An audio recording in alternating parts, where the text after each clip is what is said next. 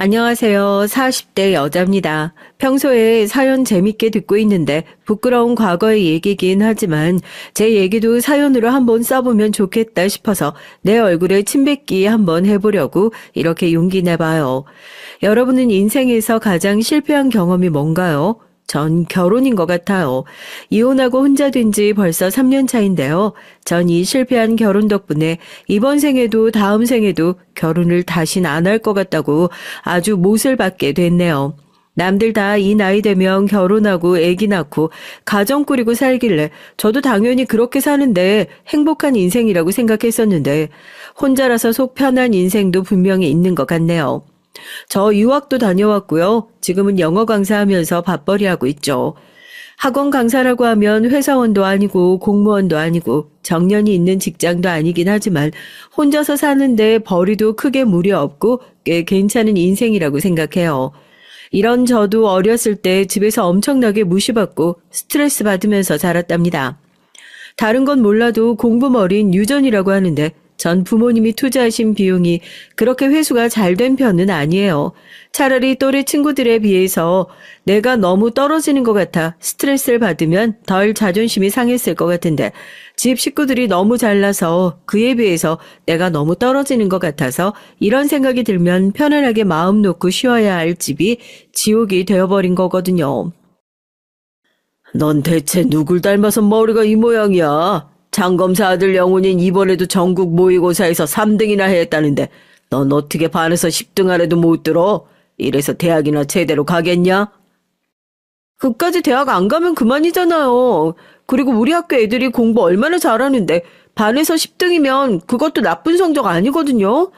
차라리 장검사 아들을 아빠가 낳지 그랬어요. 열심히 노력해도 안 되는 걸 대체 나보고 어떡하란 거예요.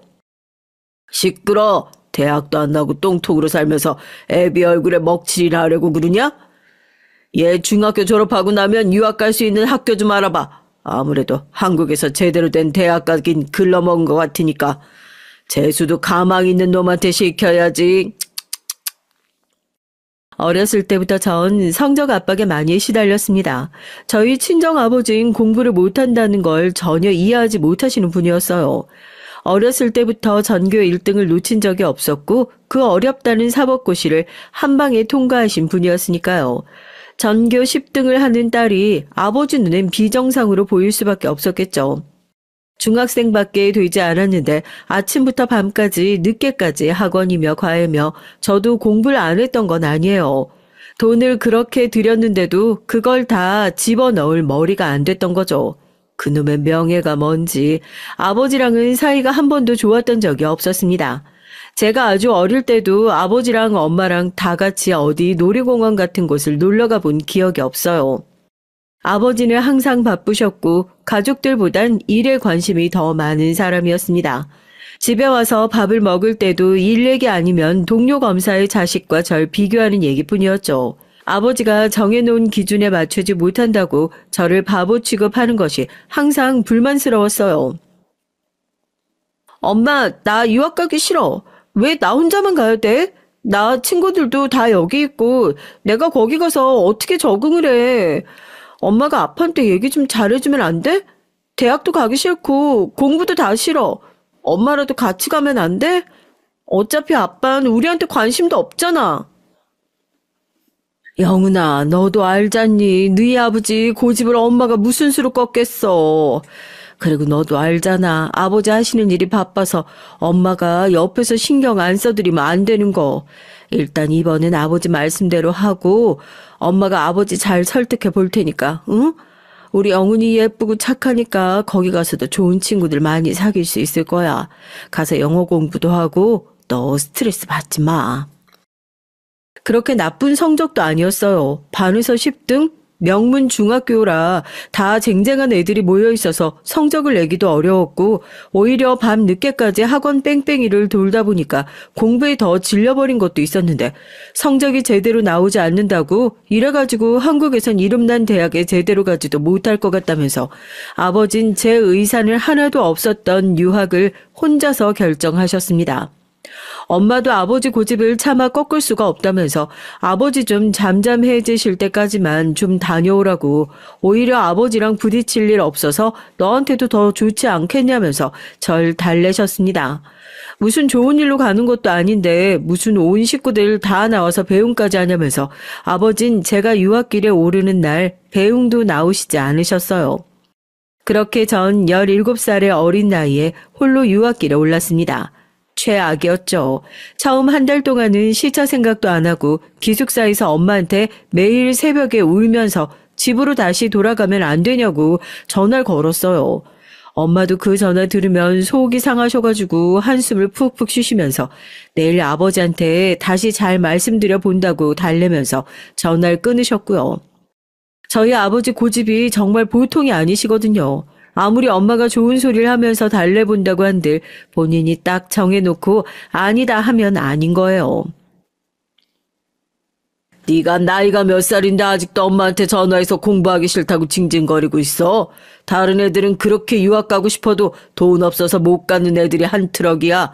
너 그럴 거면 아주 호적파고 집에서 나가. 너 말고 기회 받고 싶어하는 애들 널리고 널렸으니까. 부모가 지원해주면 감사한 줄도 모르고 애처럼 징징거리기나 하고 말이야. 말도 안 통하고 적응도 너무 안 된단 말이에요. 한국 가서 다시 공부 열심히 할게요. 나 그냥 다시 한국 가면 안 돼요? 아빠 제발요. 시끄러워. 너 한 번만 더 새벽에 엄마한테 전화해서 집으로 보내달라느니 쓸데없는 소리만 해봐. 그땐 미국이 아니라 어디 아프리카 오지로 유학 보내버릴 테니까. 알겠어? 그 당시 얼마나 우울했는지 몰라요. 엄마도 아버지랑 제 유학 문제로 엄청 많이 싸우셨다고 하더라고요. 하나밖에 없는 딸이 저렇게 힘들어하는데 그까지 공부가 뭐라고 안 시키면 그만 아니냐 하면서요. 아버지는 엄청나게 단호했죠. 앞으로 인생 살면서 힘들 일이 얼마나 많은데 벌써 저런 일로 징징거리는 거 다 오냐오냐 해주기 시작하면 앞으로 끝도 없다고. 아버지의 성화에 제가 새벽에 엄마한테 전화해도 전화를 안 받아주시니까 제가 유학 중에 우울증이 엄청 심하게 왔어요. 사람 많은 곳에 가면 몇 발자국 걷지도 못하고 머리가 핑핑 돌고 식은땀이 나고 공황장애라고 하죠. 막 숨이 차고 그러는 거예요. 학교에 갔다가 갑자기 공황장애 증상이 와서 기절을 하고 눈을 뜨니 병원이더라고요. 혹시나 가족들이 와 있지 않을까 하는 생각에 주위를 두리번거렸지만 아무도 없었어요. 핸드폰을 찾아 엄마에게 바로 전화를 걸었죠. 영은아, 엄마 연락 받았어. 어쩜 좋아, 우리 영은이. 엄마가 지금 바로 비행기표 예약하고 제일 빠른 티켓으로 예약해 줄 테니까 일단 한국으로 들어와. 그러다 아빠가 또 화내면 어떡해. 엄마 나 너무 무섭고 힘들어. 지금 내 딸이 죽게 생겼는데 아빠 화내는 게 대수야? 엄마가 공항으로 마중 나갈 테니까 퇴원 수속 밟는 대로 바로 공항으로 데려다 달라고 해. 짐은 나중에 붙이면 되니까. 제가 유학 가서 현지에서 같이 지내고 있는 홈스테이 가족들이 있었거든요. 공황장애로 쓰러져서 병원을 가자마자 저희 엄마에게 바로 연락을 해주셨더라고요. 소식을 들은 엄마께서 깜짝 놀라서 아빠고 뭐고 상관없으니까 가장 빠른 티켓으로 바로 한국에 들어와라 얘기를 해주셨고, 그렇게 전 링거 한 대 맞고 퇴원하자마자 엄마가 끊어주신 비행기를 타고 한국으로 돌아오게 됐습니다. 비행기를 타고 가는 동안에도 내내 심장이 두근거려서 혼났어요. 엄마가 분명 시간 맞춰서 공항에서 기다리고 계신다고 했는데 왜 연락이 안 되는 거야. 하지만 공항에 먼저 도착해서 절 기다리고 있겠다던 엄만 어디에도 보이지 않았습니다. 혹시 길이 엇갈렸을까 싶어 엄마에게 계속 전화를 걸었지만 전화를 연결할 수 없다는 안내 멘트만 계속해서 나오고 있었죠. 택시를 타고 집으로 가야 하나, 여기서 엄마를 더 기다려야 하나. 아버진 제가 한국에 들어온 걸 아직도 모르고 계실 테니 괜히 아버지에게 전화했다가 괜한 소리 들을까 싶어서 이러지도 저러지도 못하고 공항에서 발을 구르고 있는데 그때 엄마에게 전화가 왔어요. 전화를 받자마자 대체 어디냐고, 지금 공항에서 계속 기다리고 있다고 걱정 반 안도 반으로 버럭 화를 냈는데 전화를 받은 건 엄마가 아니었습니다. 비상 연락망으로 등록돼 있어서 전화했어요. 이 핸드폰 주인이랑 관계가 어떻게 되세요? 지금 공항 앞에서 교통사고가 나서 구급차 타고 병원으로 가는 중이에요. 병원 주소 알려줄 테니까 빨리 병원으로 오세요. 얼른요. 안 그래도 공항의 인파 때문에 약을 먹어도 심장이 터질 것처럼 두근거리고 있었는데 수화기 너머로 들려오는 소리에 정신을 놓아버릴 것 같았습니다. 엄마의 사고 소식이었죠. 처음엔 보이스피싱인가 누가 엄마 전화기를 주워서 장난을 치는 건가 했어요. 제가 너무 놀라서 아무런 말도 하지 못하고 있는데 수화기 너머로 다급한 소리들이 마구 들려왔습니다. 그제서야 상황을 깨닫고 택시를 잡아 타고 저도 병원으로 미친 듯이 달려가기 시작했죠. 택시 안에서 아빠에게 몇 번이나 전화를 걸었지만 아빠는 제가 늘 그랬듯이 해외에서 한국으로 돌아오고 싶다고 징징거리는 전화를 하기 위해 전화를 걸었다 생각한 건지 신호가 몇 번 가지도 않았는데 전화를 거절해 버리시더니 전화기를 아예 꺼버리시더라고요. 택시비를 낼 돈도 없어서 택시 기사님께 엉엉 울면서 입금을 해드리겠다 계좌번호를 받고 병원에 내려서 달려갔습니다. 엄마 이게 무슨 일이야. 나 이제 막 왔단 말이야, 엄마. 절 데리러 오시기 위해 공항으로 급히 오시다 불법 유턴을 하는 차량과 추돌에 사고가 나셨답니다. 수술실 앞에서 미친 사람처럼 울고불고 난리를 치고 있는데 뒤늦게 소식을 들은 건지 아버지가 어리 빠진 표정으로 수술실 앞으로 달려오셨어요. 차디찬 병원 바닥에서 울부짖고 있는 저와 굳게 닫힌 수술실 문을 믿기지 않는다는 눈으로 번갈아가며 바라보시던 아버지가 덜덜 떠시며 이게 다 어떻게 된 일이냐 물으시더라고요. 그 순간 제가 아버지가 얼마나 원망스러웠겠어요. 이게 다 아빠 때문이잖아. 아빠가 나 거기 보내지만 않았어도, 거기서 내가 병원에 가지만 않았어도 엄마가 나 데리러 올 일도 없었잖아. 아빠가 엄마 저렇게 만든 거잖아. 내가 계속 전화했잖아. 내가 계속 전화했는데 내가 전화했잖아. 제가 택시를 타고 병원으로 달려오면서 아버지에게 전화를 걸면서 얼마나 무서워했는데요. 평소에 꼴도 보기 싫고 아무런 도움이 되지도 않는 아버지여도 그 순간만큼은 제가 아버지가 얼마나 필요했었는데요. 그런데 그 전화마저 딸의 철없는 투정이라 생각했던 아버진 받지 않으셔놓고 이제 와서 저한테 어떻게 된 일이냐고 묻는다는 것이 너무나도 뻔뻔스러웠어요. 아버지가 그렇게 우시는 모습을 처음 봤죠. 그제서야 모든 상황을 깨달으신 아버지가 수술실 앞에 무릎을 꿇고 주저앉아서 엉엉 우시더라고요. 제 앞에서 무릎을 꿇고 미안하다고 사과를 하셨습니다. 아니 어떻게 이럴 수가 있어. 내가 미안하다. 내가 정말 미안해. 오열을 하는 절 끌어안고 아버진 몇 번이나 사과를 하셨지만 이미 깊은 상처를 입은 제 마음을 치료하기엔 역부족이었어요. 그리고 저희 엄마는 그날 결국 무사히 수술실 밖으로 나오실 수 없었죠. 차라리 내가 엄마 대신 잘못됐다면 좋았을 걸 하는 생각이 들더라고요. 내가 그날 다시 한국으로 들어오지만 않았어도, 그래서 엄마가 날 데리러 오지만 않았어도 엄마가 이런 끔찍한 사고로 세상을 떠나실 일은 없었을 테니까요. 그리고 이 모든 상황을 만든 아버지가 너무나도 원망스러웠습니다. 원망스러웠다는 말로 감히 표현이 가능할까 증오스러웠어요. 엄마의 장례식장에서 외할아버진 아버지를 보자마자 따귀를 날리셨습니다.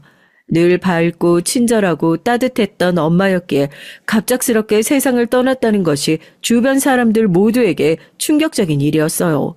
그리고 그런 엄마를 지키지 못한 아버진 그저 죄인일 뿐이었고요. 그렇게 자존심이 셌던 아버지가 외갓집 식구들에게 따귀를 얻어맞고 멱살을 잡히면서도 눈물을 뚝뚝 흘리면서 죄송하다는 소리만 반복하셨어요. 그런 아버지가 하나도 불쌍해 보이지 않았습니다. 엄마가 돌아가시고 나서 정말 많은 것들이 달라졌어요. 전 당연히 유학길에서 돌아와 집으로 들어오게 됐고 방 밖으로 한 발자국도 나오지 않았죠. 아버지와 한 공간 안에 있다는 사실이 끔찍하게 싫었지만 집은 엄마랑 마지막까지 함께 있었던 공간이기도 했으니까요. 눈물을 뚝뚝 흘리면서 이불을 뒤집어 쓰고 있는 제 방으로 아버지가 조심스럽게 들어오셨습니다. 영훈아, 이 애비가 입이 10개라도 할 말이 없다. 내가 죄인이야. 내가 내 욕심에 가족들을 이렇게 망쳤어. 너 다시는 안 괴롭히마. 네 인생에서 이제 절대 함부로 참견하지 않을 테니까 제발 이 못난 애비 좀 용서해 주렴. 너까지 잘못되면 내가 앞으로 어떻게 살겠니? 용서요? 아니요. 저 평생 아버지 용서할 생각 없어요. 용서는 돌아가신 엄마한테나 가서 비세요.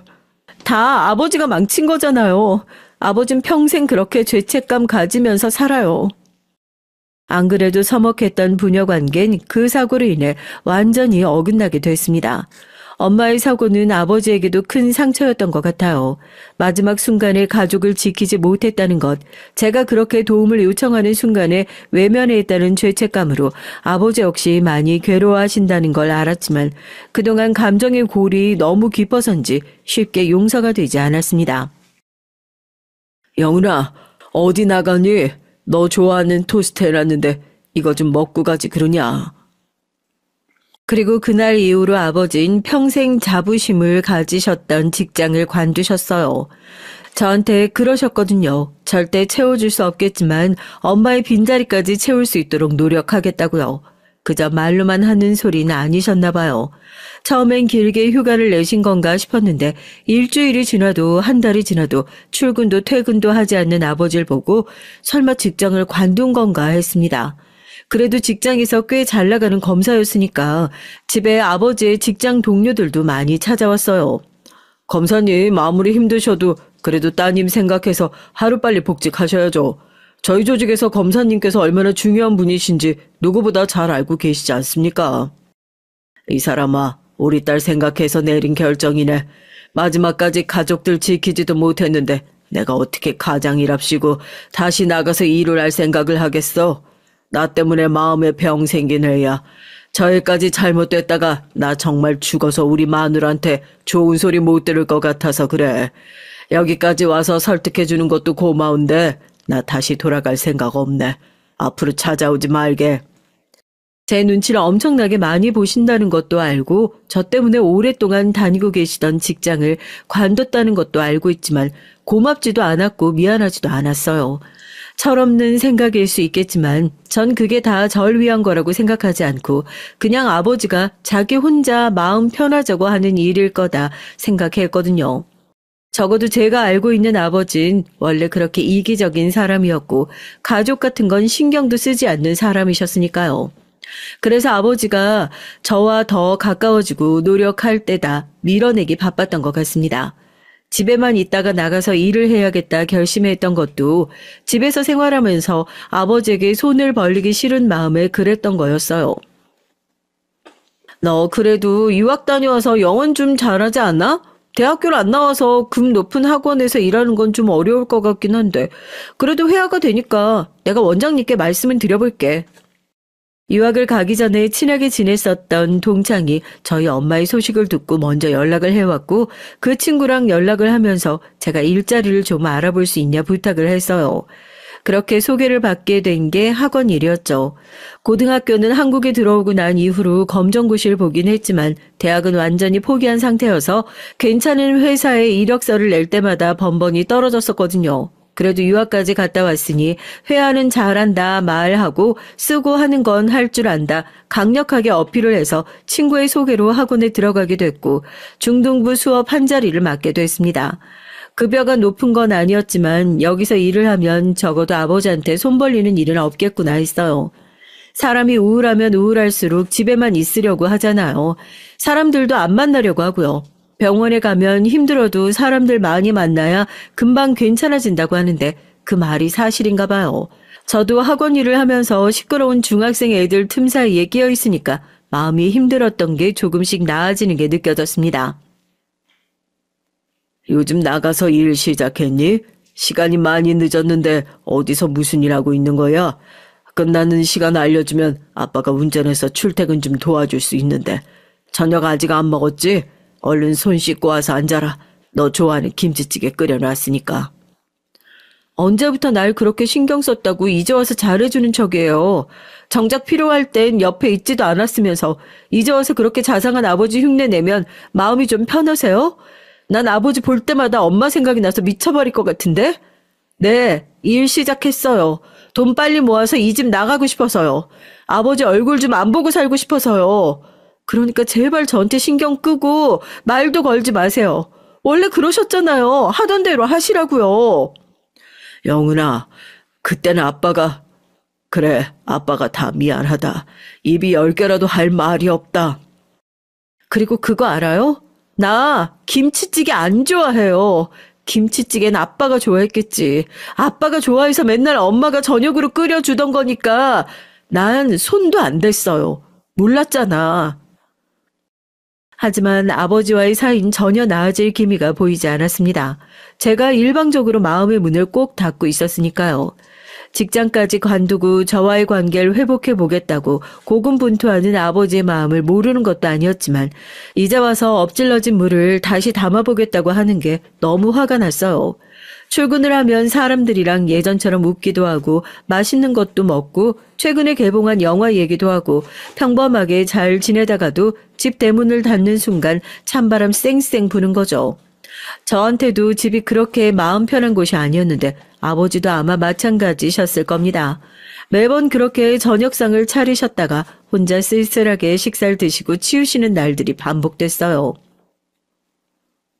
처음엔 대학 안 나왔다고 해서 실력이 없으면 어떡하나 걱정 많이 했었는데 영은쌤만한 사람이 없는 것 같아. 혹시 고등학교 수업도 맡아서 해볼 수 있겠어? 어차피 입시반은 지금 맡아서 해주는 선생님 따로 있고 아마 보충 수업 정도만 진행하면 될 것 같은데 모르는 거 있으면 그 선생님한테 물어보면 대답 잘 해줄 거야. 완전 우리 학원 베테랑이거든. 네? 제가요? 그럼요. 맡겨만 주시면 열심히 한번 해보겠습니다. 감사해요, 원장님. 아버지와의 사이는 여전히 좋지 않았지만 학원에서 제 평판은 조금씩 올라가고 있었어요. 몇 년 동안 꾸준히 중등부 수업을 진행하다 보니까 원장님께선 이번엔 고등부까지 수업을 조금 늘려보면 어떻겠냐 먼저 제안을 주셨고 저한텐 빨리 돈을 모을 수 있는 기회니 무조건 하겠다 맡겨만 주시라 그랬죠. 이게 중등부랑 고등부랑 나이 몇 살 차이도 안 나는데 수업이 완전히 다르다 보니까 신경 쓸 것이 엄청나게 많더라고요. 학교 다닐 땐 이렇게까지 열심히 공부했던 적이 없었던 것 같은데 늦은 시간까지 애들 가르치기 위해서 교재 분석을 하고 뭐하고 하다 보니까 내가 학교 다닐 때 이렇게 열심히 했었으면 유학을 갈 일도 없었겠구나 그런 생각이 들어 괜히 씁쓸하기도 하고요. 여튼 처음 맡아보는 반이라서 저도 스트레스도 많이 받고 적응하는 것도 힘들었는데 그때 도움을 많이 받았던 것이 지금의 남편이에요. 같은 학원에서 일을 하는 영어 강사였거든요. 원장님이 하도 우리 학원의 베테랑이다, 보물이다 하고 칭찬을 하길래 대체 얼마나 잘하는 사람이길래 그러나 궁금했었는데 실제로 겪어보니 왜 그렇게 평판이 좋은지 알겠더라고요. 사람이 젠틀하다고 해야 되나? 쓸데없는 얘기 안 하고 필요한 것만 딱딱 집어서 도와주고요. 자기 일이 아니니까 무시할 수 있을 법도 한데 마치 자기 일처럼 나서서 도와주는 모습이 아버지와는 정반대 같아서 더 마음이 갔는지도 모르겠습니다. 사고 때문에 친정엄마가 돌아가셨거든요. 아버지가 그 당시에 일 때문에 제대로 자리를 지키지 못하셔가지고 아직도 아버지와 사이가 별로 안 좋아요. 어렸을 때부터 상처받았던 것들도 좀 있고 저도 마음이 좀 골마있나 봐요. 그래요. 그런 일이 있었구나. 어쩐지 영은 씨 가족 얘기 나올 때마다 얼굴이 어두워지는 것 같더라고. 많이 힘들었겠다. 내가 얘기를 더 조심해야 했는데 미안해요. 그래서일까요? 남들에겐 창피한 얘기 같아 쉽게 꺼내지 못했던 가족 얘기도 남편에겐 서스럼 없이 꺼낼 수 있었습니다. 뭐 아버지가 잘 나가는 검사 출신이었네 어쩌네 그런 구구절절한 얘기까지는 아니었지만 내가 사실 아버지 때문에 마음 많이 아프고 안 좋았다 하는 얘기를 하자마자 아무 말도 없이 절 바라보다 끌어안아주는 그 모습이 좋았어요. 아, 내가 아버지 같은 아버지를 만났던 이유가 남편처럼 다정한 남편을 만나기 위해서가 아니었을까 싶을 정도로 말입니다. 남편 역시 어린 시절부터 홀어머니를 모시고 살면서 주변 사람들에게 힘든 내색을 하지 못하고 혼자서 견뎌야 했던 시련들이 있는 사람이었고 그렇게 같은 아픔을 가지고 있는 저흰 급속도로 가까워지게 됐어요. 애들한테 괜히 이상한 소문이라도 날까 싶어 학원 안에선 비밀 연애를 했고요. 남편이 먼저 결혼 얘기를 꺼내게 됐죠. 그래도 부모가 멀쩡하게 살아있는데 적어도 아버지에게 나 결혼한다 이런 소리는 해야 되잖아요. 나 결혼하고 싶은 사람 생겼어요. 아버지한테 허락받겠다고 하는 소리 아니고 그냥 아버지니까 최소한 알고 있긴 해야겠다 싶어서 말씀드리는 것뿐이에요. 내가 아버지 얼굴 보고 싶지 않아서 하루라도 빨리 이 집에서 나가고 싶어서 열심히 일한다는 소리 했었죠? 감사해요. 어쨌든 덕분에 그렇게 열심히 일해서 독립해서 살 수 있게 됐으니까요. 뭐, 결혼을? 아무리 그래도 그렇지 부모한테 인사 한 번은 제대로 안 시키고 그렇게 결혼 결정을 덥석하는 사람이 어딨어? 뭐 하는 놈인데? 부모님은 뭐 하시는 분들이고? 저희 아버지도 다른 것들은 그냥 별 생각 없이 다 넘어가다가 딸 입에서 결혼 소리가 나오니까 옛날 버릇이 그만 톡 튀어나오시는 거예요.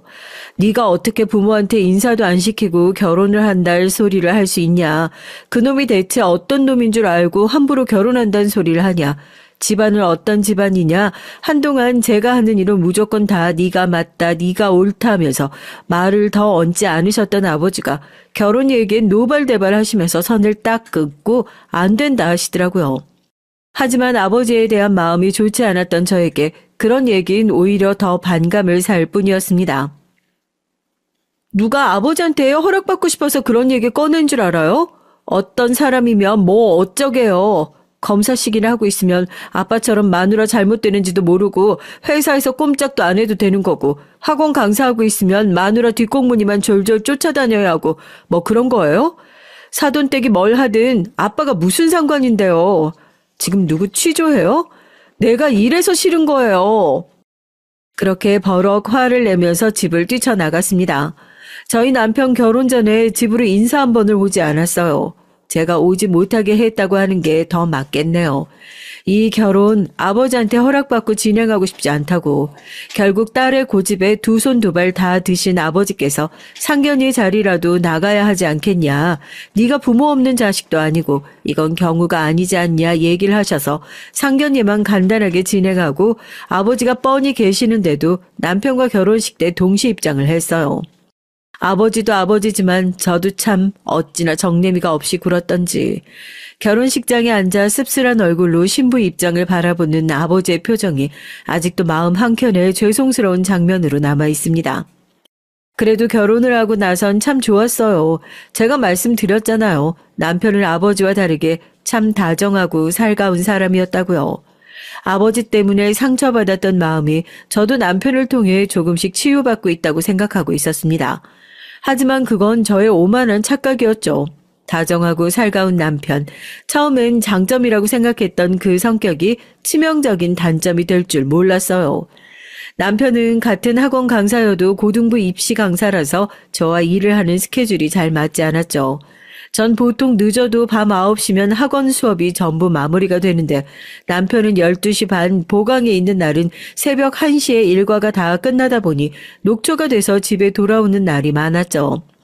결혼을 하고 나서도 애들 면학 분위기를 해칠 수 있으니 학원에선 저희가 부부인 걸 티내지 않아줬으면 좋겠다 얘기했고 그래서 학원에선 직장 동료 대하듯 선을 딱 그어 남편을 대했습니다. 그러다 보니 웃지 못할 일들도 종종 생기곤 했어요. 영은쌤, 저 고민 상담 좀 드려도 될까요? 제가 학원 들어온 지 얼마 안 돼서 친한 쌤이 영은쌤밖에 없잖아요. 제가 맛있는 저녁 사드릴게요. 네? 학원에 들어온 지 얼마 되지 않은 젊은 여선생이 어느 날부터 저한테 친한 척을 하면서 고민이 있으니까 밥을 사겠다는 둥 하면서 아는 척을 해오더라고요. 그땐 그 선생님한테 별로 나쁜 감정도 없었고 여동생 같다는 생각이 들더라고요. 어린 나이에 사회생활 시작하다 보니 힘든 일이 많았겠지 싶어 고민 상담을 해주려고 만났는데 그 선생님의 고민이 웃기더라고요. 제가 학원 들어온 지 얼마 안 됐잖아요. 절대 누구라고는 말 못하는데요. 아무래도 학원에 절 좋아하시는 분이 있는 것 같아서요. 영은쌤은 학원 안에서 연애하는 거 어떻게 생각하세요? 아무래도 애들 눈도 있고 하니까 아무리 좋아도 만나는 건 영 별로겠죠?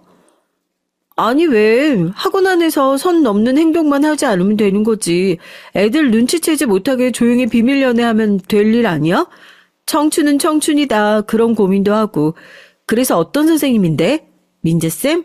창식쌤? 나랑은 친하니까 말해줄 수도 있는 거 아니야? 아이 말 좀 해줘봐. 젊은 여선생은 목에 칼이 들어와도 말을 할 수 없다며 끝끝내 말을 아꼈어요. 저도 학원에서 그렇게 비밀 연애로 남편과 결혼까지 성공한 입장이다 보니까 처음엔 그 고민 상담이 너무나 귀엽게 들리고 저도 모르게 속으로 괜히 응원까지 하게 되더라고요. 제 손을 꼭 붙잡고 너무 고맙다고 자기도 용기 한번 내보겠다고 저한테 분명히 그랬거든요. 그런데 얼마 후부터 자꾸만 이상한 생각이 드는 겁니다. 그 젊은 여선생이 학원 안에서 자기와 마음이 통하는 남자가 있다고 했었는데 그 상대가 내 남편일 수도 있겠다 하는 생각이요. 여보 어디야? 오늘 보강 없는 날 아니야? 끝날 시간 됐는데 연락이 없길래. 아 미안. 오늘 고등부 선생님들이랑 같이 회식한다고 말하는 걸 내가 깜빡했네. 너무 많이 마시지 않고 들어갈게. 당신 내일 아침에도 수업 있지? 미안해. 먼저 자. 아, 누구랑 통화하시는데요? 사모님이에요? 저도 바꿔주세요. 네? 바꿔주세요. 그날도 제가 먼저 퇴근을 하고 자고 있는데 자다 깨보니까 남편이 들어올 시간이 훌쩍 넘었는데도 연락이 없더라고요. 평소에 그런 걸로 집착하는 성격이 아닌데 그날따라 이상하게 전화를 해봐야겠다는 생각이 들어 바로 남편에게 전화를 했고 남편은 갑자기 고등부 선생님들과 회식이 잡혔다는 얘기를 했어요. 전화를 막 끊으려던 찰나 수화기 너머로 희미하게 들리는 목소리에 전 그대로 얼어붙고 말았죠. 그 젊은 여선생의 목소리였으니까요. 물론 같은 고등부였고 당연히 고등부 선생님들끼리 회식이니 자리에 있을 수 있는데 애교 섞인 목소리하며 말로는 설명할 수 없는 여자들의 촉이라는 게 있잖아요. 설마 그 남자가 내 남편? 하는 생각이 뇌리를 스친 것 같습니다. 그날 뜬 눈으로 밤을 지새웠어요. 늦은 새벽 제가 깰까 싶어 조심조심 발걸음을 옮기며 침대 끄트머리에 누운 남편한테선 생전 처음 맡아보는 비누 냄새가 풍겼습니다. 그때 확신했어요. 아, 이 사람 지금 바람을 피우고 있구나 하고요. 당장이라도 일어나서 머리털을 다 쥐어 뜯어버리고 싶은 마음이 치밀어 올랐지만 막상 이런 일을 당하니까 피가 차갑게 식는 것처럼 사람이 엄청나게 차분해지더랍니다. 아무렇지도 않게 다음날 아침 학원으로 출근을 했어요. 민재쌤 오늘 컨디션 좋아 보이네. 어제 한 잔 안 했나 봐? 아유 한 잔은요. 저 술 끊은 지 꽤 됐어요. 한 일주일? 아 왜요 쌤? 한 잔 사주시려고요? 쌤이 사주신다고 하면 제가 또 금주를 풀어볼 생각이 있기는 한데. 출근하자마자 남편의 동료인 고등부 선생님과 커피를 마시면서 어제 술을 마셨나 넌지시 떠봤죠. 제발 같이 마셨다고 해라. 그냥 단순한 회식이고 내가 괜히 의부증 환자처럼 의심을 한 거여도 좋으니까 제발 그렇다고 해라. 속으로 간절히 빌었지만 결국 어제 그 회식은 남편과 상간녀 둘이서 즐겼던 오붓한 미래 현장이었나 봅니다. 그 자리에서 상간이와 찰싹부터 저와 전화할 생각을 했다는 것 자체가 이 인간이 저를 얼마나 만만하게 보고 있었는지 알 것 같아서 더욱 열이 뻗치는 것 같았어요. 그리고 얼마 지나지 않아 그 뻔뻔한 상간녀가 출근을 했습니다. 커피를 한잔하자면서 제가 먼저 학원 밖으로 불러냈어요. 아무렇지도 않게 언니 소리를 하면서 절 따라오더라고요. 무슨 일이냐고 커피를 주고 활짝 웃고 있는 여자의 뺨을 짝소리나게 올려붙였습니다. 놀라지도 않아요. 언젠가 걸릴 줄 알았다는 듯이 제가 사준 커피를 바닥에 집어 던지더니 자기 뺨을 붙들고 주변을 두리번거리면서 살피고 헛웃음을 짓더라고요. 웃어? 넌 이게 웃기니? 어디 만날 사람이 없어서 결혼해서 멀쩡하게 가정 꾸리고 있는 남녀의 남자를 건드릴 생각을 해? 그런 더러운 짓을 하고도 말짱할 줄 알았어? 언니, 이러니까 남편이 바람이 난다는 생각 안 해봤어요? 오빠한테 얘기 들어보니까 언니 대학 졸업도 제대로 못하고 친정엄만 사고로 돌아가시고 친정아빠도 변변찮은 직장도 없다면서요. 딱 보니까 고등학교 때 유학 갔다가 집안 쫄딱 망해서 다시 한국으로 기어들어온 케이스 같은데 내가 대치동에서 나고 자라면서 그런 애들 한두 명 본 줄 알아요? 잘 나가는 학원 강사 남편 잡아서 어떻게 팔자 좀 펴보고 사모님 소리 좀 들어볼까 생각했었나 본데 어떡해요? 오빠도 성공하고 싶다는데 우리 친정은 돈도 많고 딸을 너무너무 예뻐해서 딸이 데려온 남잔 마누라가 있든 한 번 결혼을 갔다 온 사람이든 신경도 안 쓰시거든요. 오늘 내가 언니한테 한 대 맞아준 거 그거 불쌍해서 맞아준 거예요. 그러니까 오빠 놔주세요. 구질구질하게 굴지 마시고요. 겨우 한 대 가지고 되겠니? 남의 가정 파탄 내놓고 한 대 맞으니까 구질구질하게 굴지 말고 꺼져주세요. 소리가 쉽게도 나온다. 남의 눈에 눈물 나게 했으면 네 눈에 피눈물 나는 꼴도 봐야지 않겠어? 네 부모가 어떤 사람인지 몰라도 그딴 짓하고 돌아다니는 딸 감싸주는 식구면 그 나물에 그 밥이지. 내가 니네 집 식구들 아주 절단을 내줄 테니까. 그 뻔뻔스러움에 정말 치가 떨리더라고요. 하다못해 내가 정말 잘못했다, 임자 있는 사람한테 마음을 뺏겨서 정말 죄송하다, 무릎을 꿇고 진심으로 사죄라도 할 줄 알았습니다. 그런다고 풀릴 마음은 아니었지만 적어도 진심 어린 사과 정도는 사람이라면 할 줄 알았어요. 얼굴에 철판이 여간 두꺼워야 불륜짓도 할 수 있나 봅니다. 뺨 한 대 맞고는 도끼가 바짝 올라가지고 우리 부모님이 어떤 사람인 줄 아느냐. 내 남편이랑 이혼해줘라. 자기가 만나서 성공하게 해줄 거다. 헛소리를 짓거리는데 그냥 앞뒤 생각하지 말고 저 여자를 여기서 흠씬 두들겨 패줄까도 생각했어요. 학원에서 망신당하고 싶은 거 아니면 한 달 안으로 너네 둘 다 정리하고 관둬. 학부모들한테 선생들끼리 붙어먹는 쓰레기다 소문이라도 나고 싶은 거 아니면 알겠어? 아까부터 계속 협박질인데 누가 먼저 관두게 되는지 두고 보자고요. 어제 오빠가 분명히 그랬거든요. 이혼하고 나한테 올 거라고. 아줌마, 이제 완전 끝난 거예요. 마지막까지 믿어보고 싶었던 남편은 기어이 어제 상간녀에게 이혼을 약속하고 왔나 봅니다. 분함에 눈물이 쏟아질 것 같았지만 저 여자의 앞에서 무너지는 꼴을 보이기 싫어서 이를 악물고 눈물 참고 학원으로 돌아와 짐을 챙겨 집으로 돌아왔어요. 남편 놈이 집으로 돌아왔고 전 그런 남편에게 이게 다 어떻게 된 일인지 해명이라도 해보라고 했죠. 그런데 기가 막혀요. 무릎을 꿇고 저와 이혼을 해달랍니다. 아휴, 이것들 진짜 지독한 사랑을 하는구나 했죠. 너 그 여자한테 학원 관두라고 했다면서? 너야말로 제발 이쯤하고 이혼 서류에 도장 찍고 조용히 관둬. 그 여자 아버지가 대치동에서 제일 잘 나가는 학원 4개나 가지고 있는 사람이야. 우리도 어차피 이혼 절차 마무리되면 말씀드려서 그쪽으로 옮기기로 했으니까. 영훈아, 네가 날 정말 사랑한다면 놓아줄 때도 좀 알아야 하지 않겠니? 미안하다. 미안한데 좀 더 좋은 조건 있으면 이적하는 거 그거 우리 쪽에서는 흔한 일이잖아. 너도 그런 일로 너무 상처받지 말고. 야, 넌 결혼이 장난이야? 네가 이혼 서류 100장 아니 1000장을 들이민다고 해도 나 절대로 그 서류에 도장 못 찍어. 알겠어? 이적? 네가 축구 선수냐? 지랄을 하고 있네. 난 분명 마지막으로 기회 주는 거야. 지금이라도 당장 학원 관두고 그 여자랑 정리해. 마지막이야. 이미 거기까지 갔으면 남편과는 더 이상 관계를 회복할 수 없다는 걸 누구보다 잘 알고 있으면서도 깨진 그릇을 붙이고 싶은 마음으로 남편을 마지막까지 붙잡았던 제가 너무나도 한심했습니다. 하지만 이미 집구석에 마음이 뜬 남자가 제 말을 귓등으로나 듣겠어요. 한때는 너무나도 사랑했던 남편은 절 질려버린다는 눈으로 바라보고 안방에서 자기 짐을 챙겨 나와 매몰차게 집을 나가버렸습니다. 하늘이 무너지는 것 같았죠. 겨우 남자 때문에요. 남편과 상간녀와 그렇게 한바탕 하고 나서 한동안 잠잠했었던 공황장애가 다시 찾아온 것 같았습니다.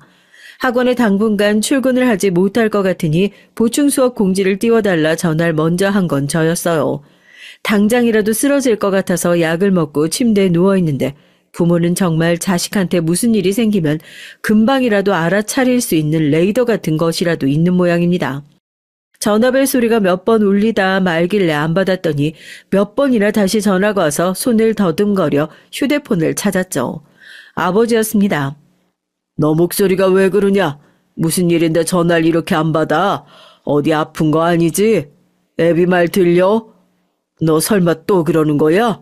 숨 쉴 수 있겠어? 대답하기 힘들면 핸드폰만 두들겨 봐. 구급차 불러야 되겠어? 안 불러도 되겠어? 아빠가 지금 갈 테니까 잠깐만 기다려라. 아빠, 이 사람 바람 피운데. 난 왜 이 모양 이 꼴이야? 내 인생이 너무 불쌍해, 아빠. 나 너무 억울해 죽을 것 같아. 내가 왜? 뭐 바람? 이 미친. 괜찮아. 아무것도 아니야. 아빠가 다 알아서 할 테니까 아무 생각도 하지 말고 거기 가만히 있어. 절대 안 좋은 생각하지 말고. 너 이전에 절대 끊지 마라. 평소 같았으면 아버지한테 그런 소리 절대로 안 하죠. 목소리를 듣는 순간 저도 모르게 아이처럼 목 놓아 울면서 남편이 바람을 피우고 있다 아버지에게 실토를 했습니다. 제 목소리를 들은 아버진 혹시라도 제가 그 짧은 사이에 나쁜 생각이라도 할까 싶어 전화를 끊지 말고 가만히 기다리고 있으라고 신신당부하시곤 저희 집 비밀번호를 묻고 정말 한달음에 저희 집으로 달려오셨어요. 원래는 차를 타고 한 40분은 걸리는 거리인데 20분도 안 돼서 숨을 헉헉거리면서 오셨다니까요. 아이고 영훈아, 괜찮아? 아빠 왔다. 다 괜찮아. 우리 딸 걱정하지 마. 아빠, 나 어떡해. 어쩜 좋아. 몇 년 만인지도 모르겠네요. 아버지 품에 안겨서 그렇게 목 놓아 울어본 게요.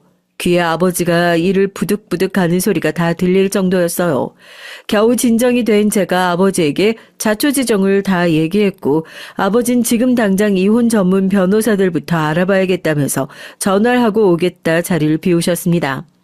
조금 있다 도어락을 여는 소리가 들리길래 당연히 아버지겠거니 하고 일어났는데 저희 집에 도착했던 건 남편과 상간녀였어요.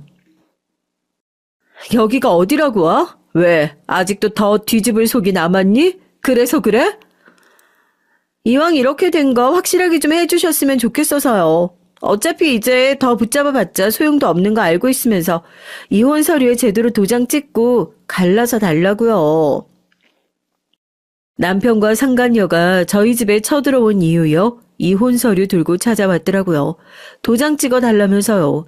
남편은 제가 공황장애로 예전에 힘들어했었고 무리하거나 스트레스를 받으면 언제든 또 다시 병이 도질 수 있다는 걸 알고 있으면서도 제가 정신이 힘든 틈을 타서 협의 이혼으로 무마시켜 보려고 상간녀와 술을 쓴 모양이었습니다. 인간의 탈을 쓰고 어찌 그리 뻔뻔한 짓을 자행할 수 있는지 죽어도 못한다. 내 손을 잘라가는 한이 있더라도 난 도장 못 찍는다 소리를 질렀습니다. 진짜 왜 이래? 당신 미쳤어? 이래봤자 쓸데없는 거 당신이 더 잘 알고 있잖아. 짜증나게 뒤질래? 빨리 도장 안 찍어? 이리 와. 이리 오라고. 남편은 제 손목을 억지로 붙잡고 잡아 끌기 시작했고 제가 억지로 버티자 제 뺨까지 올려붙였어요. 그때였습니다. 지금 이게 뭐하는 짓들이야 하고 아버지의 고함 소리가 들렸죠. 소란에 문이 열리는 줄도 몰랐는데 아버지가 당장이라도 대문을 부술 것처럼 열고는 남편의 멱살을 들어올려 그대로 바닥에 내리 꽂았습니다. 남편도 갑자기 등장한 저희 아버지의 모습에 꽤나 당황해했더라고요. 장인어른 빠지세요. 부부 사이의 일입니다. 이 사람이랑 저 이혼할 거예요. 쥐뿔 아무것도 없는 노인네가 이제 와서 무슨 딸 편을 든답시고. 너 같은 놈들은 내가 어디 한두 번 본 줄 알아? 얼마나 무식한 놈이면 이혼하자는 소리를 마누라 뺨 올려 붙이면서 할 수 있어. 오냐, 무식한 놈한텐 무식하게 상대해주는 게 맞겠지. 지금부터 네 놈 얻어맞는 건 정당방위니까 그런 줄 알아. 아버진 자빠져 있는 남편 놈의 뺨을 그대로 한 대 올려 붙였고 상간년 그런 저희 아버지를 뜯어 말리면서 우리 아빠가 어떤 사람인 줄 아느냐 너네 다 깜빵에 쳐넣을 거다 고래고래 소리를 질렀습니다. 겨우 대치동에서 학원 나부랭이나 하고 있는 주제에 돈 좀 버니까 대기업 딸내미라도 되는 것 같든 네 놈들이야말로 내가 뭐하는 사람인지 나 알고 백날 첫날을 말해도 모를 눈치니까 직접 보여주지. 아버지께선 벙쪄 있는 두 사람 앞에서 스피커폰으로 전화 한 통을 거셨어요. 상대방은 신호음이 두 번도 채 가기 전에 검사님 소리를 하면서 얼른 전화를 받더군요. 아무래도 아버지가 예전에 몸담았던 조직에 함께 있었던 분이신 것 같았습니다. 검사님 소리에 남편과 상간녀도 뜨악한 거죠. 직업도 없고 아무것도 없는 노인네인 줄 알았는데 검사라니요. 그래, 날쌔. 하나밖에 없는 딸 키운다고 검사 때려치고 일선에서 내려가고 나니까 명함이 다시 필요한 날이 오기도 하는구만. 내가 이번에 아주 끝장을 봐야 할 인간들이 둘이 있는데 말이야. 우선 자네선에서 대치동 학원 하나 털어줄 수 있겠어? 털어서 먼지 안 나오는 놈들 없잖아. 탈세든 뭐든 다 좋으니까 있는 대로 혐의 만들어가지고 엮어서 가지고 오게. 아이고, 검사님 맡겨만 주세요. 그런 부탁을 저한테 해주신 것만으로도 얼마나 감사한데요. 안 그래도 지검장님께서 검사님 얘기를 어찌나 많이 하시던지 제 선에서 알아서 잘 처리하고 연락드리겠습니다. 조만간 뵙겠습니다. 네네. 전화를 끊자마자 두 사람은 덜덜 떨면서 아버지를 바라봤죠. 왜, 그 힘없는 노인네가 잘 나갔던 검사 출신이라고 하니까 이제 좀 올려다볼 마음이 생기나 보지? 부탁을 할 땐 그런 자세로 하는 게 아니라고 알고 있는데. 그제서야 두 사람은 무릎을 꿇고 저희 아버지 앞에 머리를 조아리고 손이 발이 되도록 싹싹 빌기 시작했어요. 돈 좀 있다고 권력 좀 있다고 박쥐처럼 저렇게 여기 붙었다 저기 붙었다 하는 놈을 남편이라고 데리고 살았던 제가 참 한심하더라고요. 장인어른, 제가 잘못했습니다. 제가 잠깐 정신이 나갔었나 봐요. 장인어른이 그런 분이신 줄도 모르고 제가 더 잘했어야 하는데 멍청한 사위놈을 한 번만 용서해 주십시오. 사위? 누구 맘대로 자네가 내 사위인가? 바람이 났으면 새 가정을 끝까지 책임져야지. 망해가는 자네 새 시대 끝까지 책임지고 견뎌보게. 검사님, 제발 한 번만 살려주세요. 잘못했어요. 네. 아버지는 경찰을 불러 두 사람을 집에서 완전히 내쫓아 버렸습니다. 저도 그제야 한숨 돌리고 아버지에게 이런 꼴을 보여 죄송하다며 사과를 드렸죠. 눈물을 흘리는 절 아버진 따뜻한 손길로 꼭 안아주셨습니다. 아무런 말씀도 하지 않으셨지만 그동안 아버지 미워했던 묵은 감정들이 전부 날아갈 것만 같은 손길들이었죠. 두 사람은 그래서 어떻게 됐냐고요? 완전히 쪽박 찼죠 뭐. 대치동 학원은 탈세 혐의가 줄줄이 나와서 지금 조사를 받고 있는 중이고 남편이랑 상간년 가벼운 학부모들 입소문을 타기 시작해서 이 바닥에선 아마 얼굴도 못 들고 다닐 겁니다. 아버지 덕에 했던 복수지만 이걸 기회 삼아서 저도 이제 당당한 제 인생 살아보려고요. 저희 아버지의 복수 정말 통쾌하고 속 시원하지 않나요? 안녕하세요. 전 부산에서 태어나 자란 김예솔이라고 합니다. 제가 요즘 고민이 있어서 사연을 보내봐요. 전 지금 결혼식을 앞두고 있거든요. 하지만 그 결혼식이 마냥 행복하기만 하진 않네요.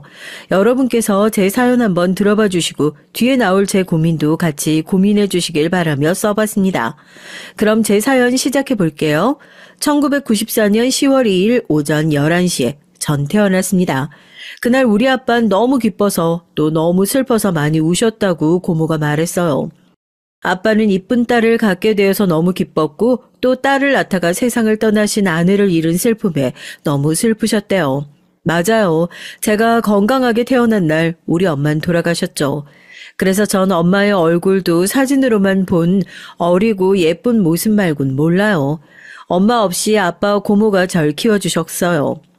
엄마가 없었다고 해서 제가 우울하고 음침한 아이로 자라진 않았답니다. 우리 아빠는 엄마와 아빠 목 모두 다 해주셨고 절 끔찍하게 아끼고 사랑해 주셨거든요. 그리고 우리 고모는 예전에 결혼했다가 1년도 채 못 살고 남편의 폭력을 못 견디고 이혼했고요. 그 말종 같은 인간 술만 마셨다 하면 그렇게 날 때리는데 정말 죽을 것 같더라. 여자가 이혼하면 무슨 큰일 날 것 같이 보겠지만 난 맞아 죽는 것보단 낫잖아. 고모는 이혼하고 아빠랑 엄마랑 같이 살았었대요. 자라면서 우리 엄마 애긴 아빠도 해주셨지만 우리 고모가 참 많이 해주셨습니다. 우리 엄마는 아빠랑 어릴 때부터 동네 친구로 자랐고 고모랑도 같이 놀아주는 좋은 언니였대요. 하얀 얼굴에 눈썹이 반달 모양을 한 웃는 모습이 너무 이뻐서 동네 남자애들이 첫사랑으로 꼽을 만큼 인기가 많았대요. 니도 얼굴이 하얗고 팔다리 가느다란 것이 니 엄마 꼭 빼닮은 거라고 고모 말했죠. 외모는 코스모스 마냥 가녀리고 천상 여자였지만 하고 다니는 짓은 남자애에 다를 바 없었다며 고모는 웃었습니다. 엄마가 어릴 때 남자애들하고 어울려서 비석치기도 하고 말뚝박기도 하는 장난꾸러기 같은 여자였는데 그래서 아빠랑 친구처럼 오랫동안 지냈다고요. 그런데 니네 아빠가 언제부터 엄마를 여자로 가슴에 품고 있었는지 몰라도 고등학교 때 고백하더니 둘이 사귀더라며 고모가 놀려대면 아빤 고만 치아라마 하고 하면서 그 일이 아직도 부끄럽고 설레는 것 같이 보였습니다. 그리 오래 친하고 정을 나눠서 그런가 니네 엄마 너무도 빨리 갔다. 이렇게 고문 한탄을 하시고는 했어요. 아빠는 카센터를 하시면서 절 키워주셨고 엄청스리 열심히 일을 하느라고 평소엔 일찍 일을 나가고 밤늦게 집에 오셨어요. 늘 집에 오자마자 우리 퇴끼 어딨나 하고 저를 꼭 안고 볼에 뽀뽀를 해줬죠. 저도 아빠 왔나 하면서 아빠 볼에 뽀뽀를 해줬고요. 아빠는 절 무릎에 앉히시고 오늘 있었던 얘기도 들려주시고 제 얘기도 들으시고 둘만의 시간을 보냈습니다. 그래서 전 애정이 결핍되지 않고 잘할 수 있었던 것 같아요. 그리고 프로야구 시즌이 되면 시간이 날 때마다 무조건 우리 부년 롯데 자이언츠 유니폼을 맞춰 입고 야구장을 향했습니다. 롯데가 지는 날이 많았지만 지면 지는 대로 욕하고 이기면 이겼다고 기뻐하면서 야구를 즐기는 광팬이었죠.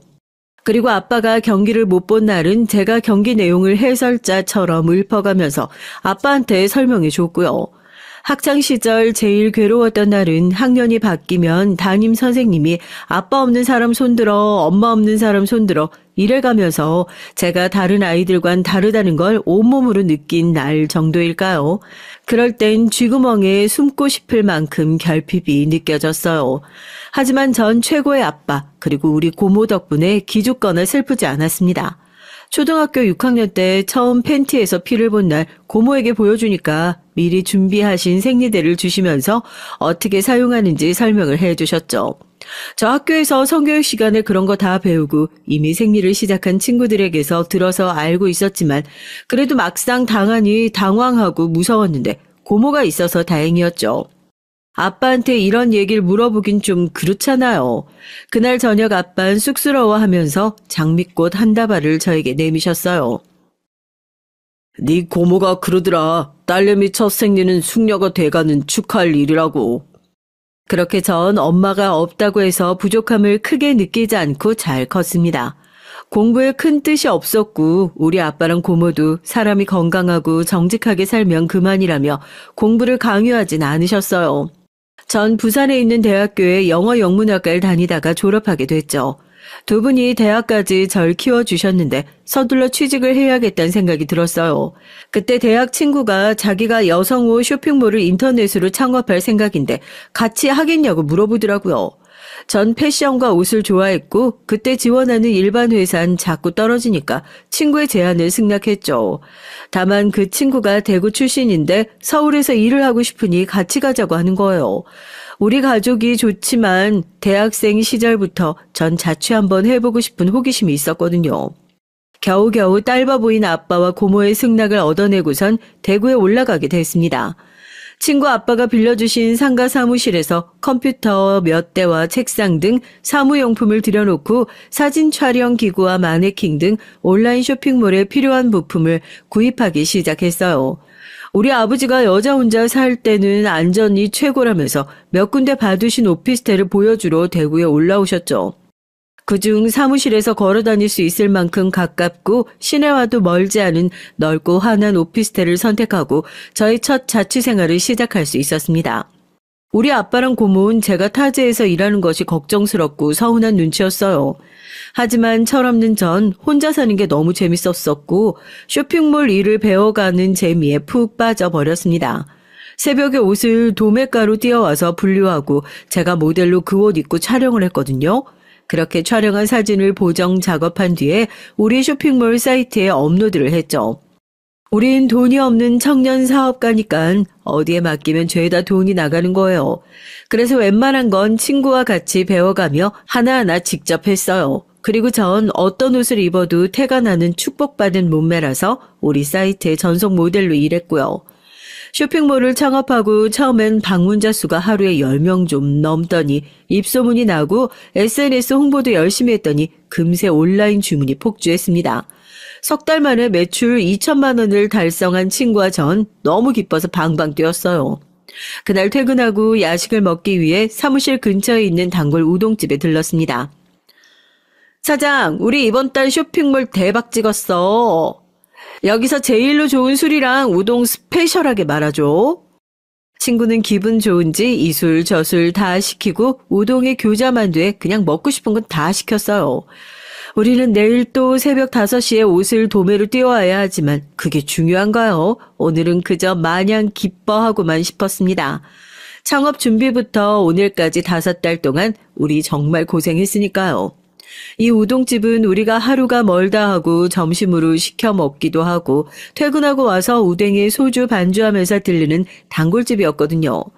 우동집 사장은 키가 185cm는 되어 보이는 체격에 야구선수 이대호를 닮은 푸근하고 귀여운 인상의 남자였습니다.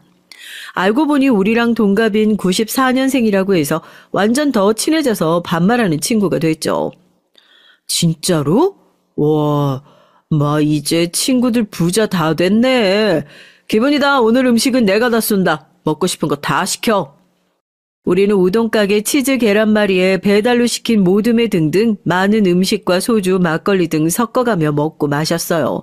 한참을 재밌게 먹고 떠들고 있는데 옆 테이블에 회사원 같은 아저씨 둘이 우리에게 오더니 추근대기 시작했습니다. 역시 대군 미인의 도시란 말이다 이거야. 아가씨들 어째 이리 이쁘고 몸매도 좋아? 신나 보이는데 우리 같이 놀자. 그러니까 머리수도 딱 2대2. 오늘 찐하게 놀면 되겠네. 아저씨들 분위기 잡치지 말고 가요. 같이 안 놀아요. 뭐라고? 꼭 못생긴 것들이 더 난리야. 난 너 말고 옆에 있는 아가씨가 이쁜데. 아가씨, 우리 같이 나가서 한잔할까? 아, 싫어요. 저리 가. 하지만 두 남잔 아무리 거절해도 우리에게 치근대는 거예요. 그때 우동집 사장이 바에서 나와 그 남자 둘의 귀를 잡아 끌었습니다. 아가씨들이 싫다잖아. 당장 가게에서 나가요. 뭐? 이 새끼 손님한테 뭐 하는 짓이야? 한번 붙어? 붙어. 난 너 같은 것들 손님으로 안 받아. 앞으로 내 가게 얼씬도 하지 마라.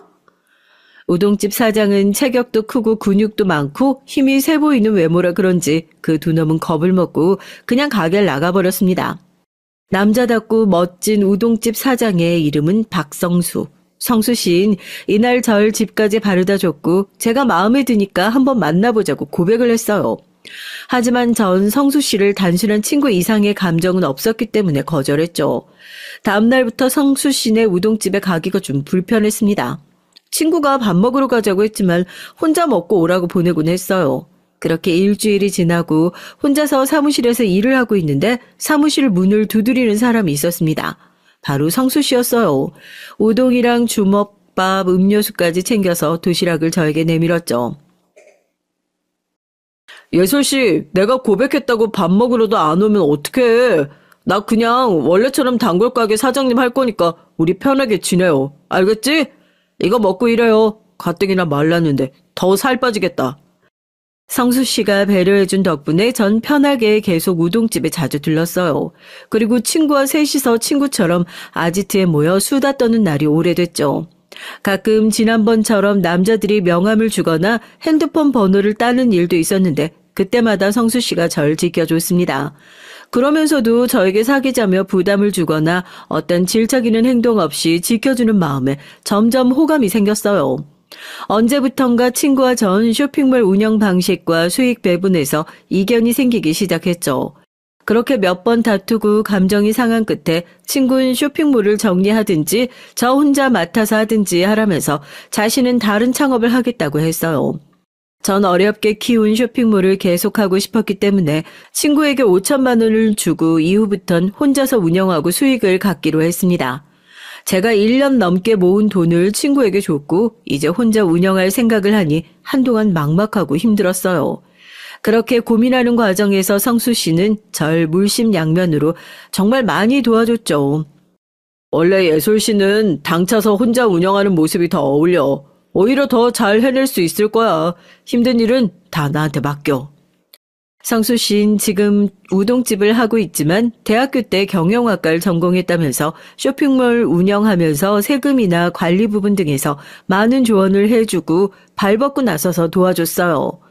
그 덕분에 쇼핑몰은 친구가 나간 후 잠시 매출이 떨어졌었는데 몇 달 지나지 않아 원래의 매출을 회복하고 오히려 그 이상의 매출을 찍는 날이 왔습니다. 너무 기쁜 나머지 퇴근하고 우동집에 달려가서 성수 씨의 목을 껴안으면서 다 성수 씨 덕분이야. 정말 고마워요. 나 이제 혼자서도 잘할 수 있을 것 같아. 성수 씨는 저에게 정말 잘했다며 축하하고 격려해줬어요. 그리고 친구가 나간 날부터 하루도 빼먹지 않고 퇴근한 절 집에 바래다주고 아픈 날엔 죽을 싸서 집에 갖다주고 갔어요.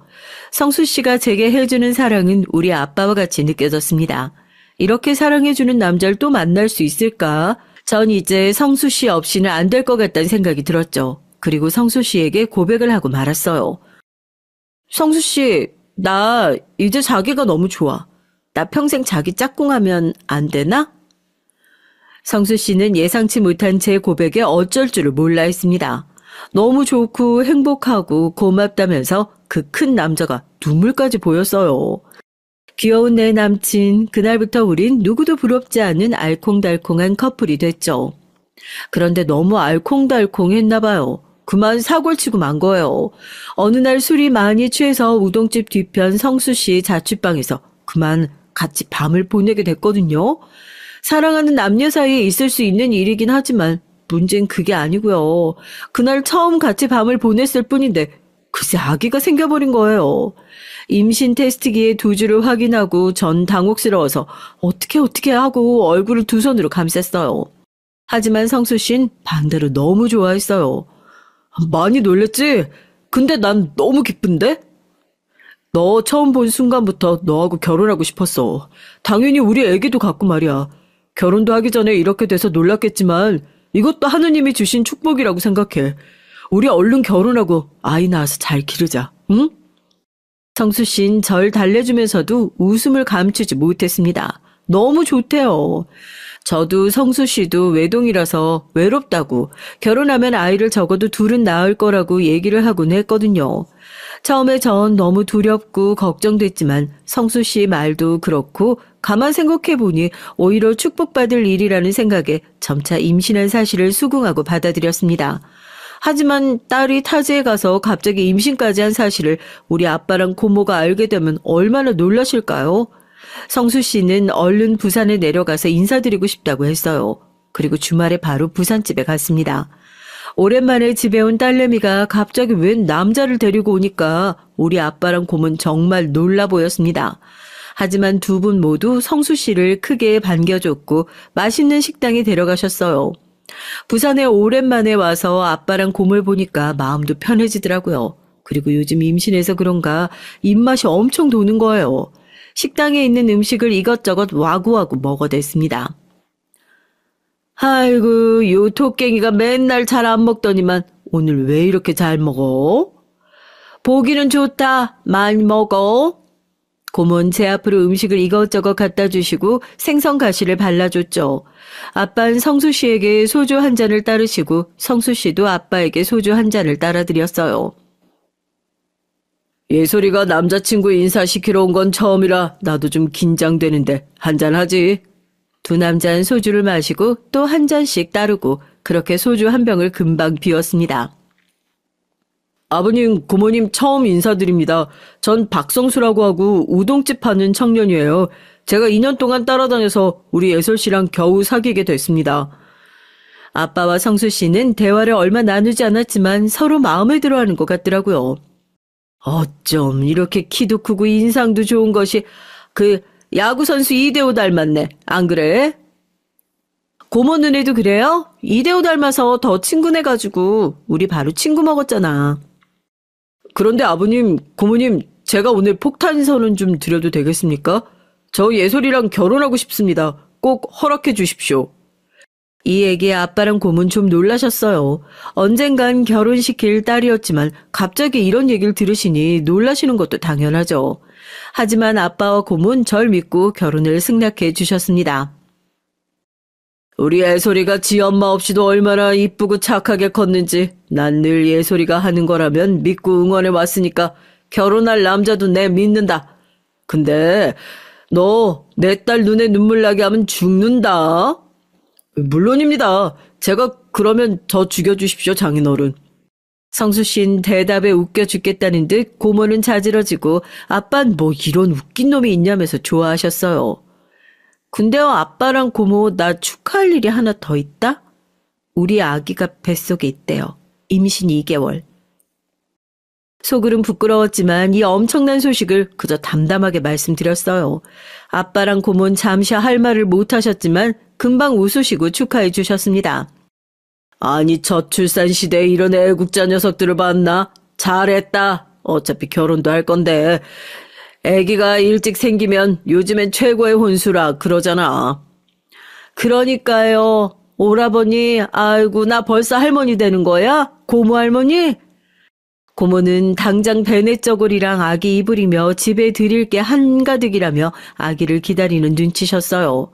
걱정했던 것과 달리 우리 가족은 모두 성수 씨를 반겨주고 마음에 들어하셨어요. 그리고 아기까지 모두 축하해 주셨습니다. 하지만 성수 씨는 자기 부모님에 대해 설명한 적이 별로 없었어요. 가끔 제가 어떤 분이신지 집안 분위기는 어떤지 물어봐도 그냥 보통 분들이지 뭐라며 자세한 얘기를 피했습니다. 전 우리 집에 결혼 승낙을 얻었으니 성수 씨 부모님을 찾아뵙고 인사를 드려야 한다고 생각했는데 성수 씨는 당연히 승낙하실 거니까 걱정 말고 바로 상견례를 드리자고 했어요. 성수 씨의 말을 믿고 아빠와 함께 상견례 자리에 가게 됐습니다. 하지만 화목해야 할 상견례 자리는 그야말로 전쟁터와 같았어요. 어떤 일이 벌어질 건진 이제 얘기해 볼게요. 상견례는 일하시는 아빠를 배려해서 부산에 있는 한 중식당에서 이뤄졌습니다. 예비 시부모님은 중후한 인상으로 인상을 찌푸리는 표정을 하고 들어오셨어요. 안녕하십니까, 사돈어른. 제가 일한다는 핑계로 이렇게 부산까지 오시게 해서 불편하셨죠? 예의 있는 집안 같으면 어디 시부모를 자기네 부산에서 보자고 하나. 아버지는 은퇴하셔서 시간 많으시잖아요. 장인어른은 사업으로 바쁘시니까 부산에서 뵙자고 제가 우긴 거예요. 그런데 말이야, 니들 결혼하기도 전에 아기가 생겨서 망측하기도 하지. 예전 같으면 어디 낯짝 팔려서 이런 얘기를 하겠냐만. 요즘은 속도 위반. 아유, 그런 게 흠이 아니라면서. 그런데 그건 다 요새 애들 하는 얘기고 난 좀 걱정이 되는데 말이야. 우리 아들 말고도 남자 만나고 춤추고 나이트 다니고 그렇게 놀러 다니는 가시나는 아니었죠. 우리 아들 말고도 남자 만나고 춤추는 나이트 다니고 그렇게 놀고 다니는 여자는 아니었지, 우리 며느리는. 아무리 아랫사람이라지만 할 말이 따로 있지. 상견례 자리에서 물으실 얘기는 아니잖아요. 예비 시모의 말에 아버진 전보다 더 얼굴색이 안 좋아지셨습니다. 당연하죠. 내 딸 보고 몸 함부로 굴린 여자 취급인데 어느 아버지가 그 말에 충격을 안 먹겠어요. 아니, 우리 엄마 치매 왔습니까? 지금 무슨 얘기하는 거예요? 우리 애솔이 제가 2년 동안 친구로 지내며 너무 참하고 괜찮아서 제가 계속 따라다닌 거 아닙니까? 사귀는 것도 내가 조르고 아이 생겨도 제가 낳아서 잘 기르자고 설득해서 겨우 결혼 승낙 따는 건데 모르는 말씀 마세요. 네, 성수 씨가 아기 낳아서 키우자고 절 설득했어요. 결혼도 마찬가지고요. 저 이런 일 처음이고 지금까지 절 제 일로 알고 키워주신 아버지 앞에서 이런 얘기하는 자체가 너무 부끄럽네요. 어머님 걱정하시는 그런 되바라진 여자 아니에요, 저. 정말이지 분위기는 험악했습니다. 아유, 내가 실수를 했네. 그냥 지나가는 말이라니 하고 이해해요. 그보다 원래 무슨 옷 장사를 했다는데 이제 임신했고 애 낳으면 어떻게 할 계획인 건지. 아니 그냥 백수로 있는 이보다 아들이 하는 우동가게 같이 하면 되지 않아요? 예비심은 제가 무슨 동네 구멍가게 수준의 옷가게 하는 줄 알았던 모양입니다. 아까부터 저와 아빠를 무시하는 것 같아서 저도 이제 슬슬 감정이 올라왔죠. 그냥 옷장사가 아니고요. 온라인 쇼핑몰이에요. 옷이나 가방 등 꽤 크게 판매하는 사이트예요, 어머님. 제 쇼핑몰 매출이 꽤 큰데 그거 아시고 접으라고 하시는지 모르겠네요. 잘 되는 달엔 고정 비용 빼고 순수익으로만 월 2천 넘는답니다. 우동집은 어때요, 성수 씨? 아유, 엄마 그거 온 거 갖고 말씀하시면 어떡해요. 저 아버님 죄송스럽지만 저희 가게는 순수입이 월 400 될까 말까 해요. 우리 예슬 씨에 비해 많이 부족하죠. 남친은 우리 아버지를 향해 자신의 부족한 수입에 부끄러워했어요. 아니, 난 그런 걸로 사람 평가 안 한다 했다. 자네가 돈 많은 집에 잘 버는 사위라서 내가 허락했겠나. 그저 인성 바르고 착실한 모습을 봤으니 그런 게지. 나도 자영업자일세. 우리 예솔이 키우면서 지금까지 성실 정직으로 사업 일군 사람이야. 젊은 사장 시절 땐 이런저런 고생도 해보는 거야. 그래야 나중에 큰 사업도 잘하게 된다고. 마음이 넓은 우리 아버진 이렇게 오히려 남자친구가 주눅이 들까봐 생각해 주셨죠. 이쯤 되면 사람이 이제 자기 고집 꺾고 분위기 맞춰서 잘 얘기 마무리하면 좀 좋겠어요. 하지만 남자친구의 부모님은 전혀 그럴 마음이 없어 보였습니다. 그 다음에 이어진 시부의 얘기에 저와 아버진 너무 충격을 받았어요. 그래, 사돈 어른은 무슨 사업을 하시는 겁니까? 예, 부산 영도에서 카센터 하고 있죠. 뭐요? 카센터? 아유, 참. 아까 큰 사업 어쩌고 말씀하시길래 저는 뭐 대단한 사업 하시는 줄 알았더니만 카센터를 한다고요? 우리는 대구에서 아주 오랫동안 공직에 있었어요. 4급까지 갔다가 정년 앞두고 건강이 좋지 않아서 좀 일찍 퇴직하긴 했는데 어쨌든 옛날로 치면 관직에 있었다는 거 아닙니까? 우리 집안하고 사돈댁하고 격이 좀 안 맞는다 싶네요. 예비 시부는 아버지가 카센터 하신다는 얘기를 듣고는 비웃고 거들먹거리기까지 하는 게 아니겠어요? 전 착한 남자친구가 저런 부모님 밑에서 자랐다는 것이 믿을 수가 없었습니다. 그때 식당 종업원이 와서 후식 메뉴를 물어봤어요. 시모는 그 종업원을 보고 째려보며 소리를 빽 내지르는 거예요. 여기가 어느 자리라고 눈치도 없이 어르신 얘기하시는데 말을 끊어? 그런 시모를 보고 저는 암담한 심정이었습니다. 지금 저 종업원의 모습이 시댁에 있는 제 미래 모습과 겹쳐 보인 건 괜한 걱정일까요? 우리 집에서는 아무리 환경미화원이나 식당 종업원 등 사회적 지위가 낮은 직업을 가진 분들이라고 해도 이렇게 막대하는 법은 없어요. 누군가 그런 얘기를 하더라고요. 가장 낮은 처지의 사람을 대하는 모습, 그게 그 사람의 진짜 밑바닥 모습이라고요. 점점 예비 시부모님은 실망스럽기만 했습니다. 그 뒤로 시부는 자기가 공직 생활을 해서 공무원 연금도 나오고 대구에 자가인 아파트도 있다. 아들 결혼할 때 아파트 전세 정도는 해줄 수 있다. 요즘 시대에 이 정도로 노후 준비 갖춘 시부모는 별로 없으니 당신 딸내미는 참 시집 잘 온 거라고. 그런 자랑질로 한참을 떠들어댔습니다. 우리 아버지는 이런 분이 아니셨는데 예비 시부의 거만한 자랑질과 모욕을 겨우겨우 참고 계신 것 같았어요. 아버지의 기분이 걱정돼서 전 계속 가시방석에 앉은 기분이었습니다. 그렇게 말씀하시니 딸 자식 가진 입장에선 안심이 되네요. 그래, 애들 신혼집은 어떤 데를 생각하십니까? 거야 당연히 대구에 와야죠. 대구에 한 10년쯤 된 아파트 전세가 2억 좀 넘는데 거기에 얻어주려고 생각하고 있습니다. 아니, 지금까지 재산 많다고 자랑하시니까 저는 한 10억쯤 하는 신축 아파트 사주시는 줄 알았죠. 부산 해운대 앞에 고층 아파트들은 30평대가 한 10억쯤 넘어가거든요. 그런 데가 괜찮지 않겠습니까? 뭐라고요? 10억? 10억이 누구 아들 이름인가요? 무슨 아들 신혼집을 그리 비싼 데로 먹고 죽을래도 그런 돈 없지. 아니, 사돈 어른은 돈이 그렇게 우습디까? 고작 카센터 하면서 무슨 돈 얘기를. 이래서 기름때 묻은 지방관 상종 안 하는 법인데 아들 자식 때문에 얽혀갖고 참. 우리같이 명망 있는 집안 만난 건 운 좋은 줄 알아야지. 더는 참을 수가 없었습니다. 정말 말씀이 심하시네요. 지금까지 좋은 날 망치기 싫어서 참았는데 나 이런 집안과 결혼 못해요. 성수 씨 미안해요. 부모님들이 상식 이하네요. 아빠 가요. 아빠는 너무 어이가 없다는 듯 한참을 웃었어요. 갑작스러운 아빠의 웃음에 거만하던 시부, 쪽 찢어진 눈으로 의심하던 시모도 성수 씨까지 어안이 벙벙하게 있었습니다. 아유, 이 양반 아주 웃긴 양반이구만. 아니, 고작 재산 10억도 없으면서 지금까지 그렇게 거들먹거린 거라고?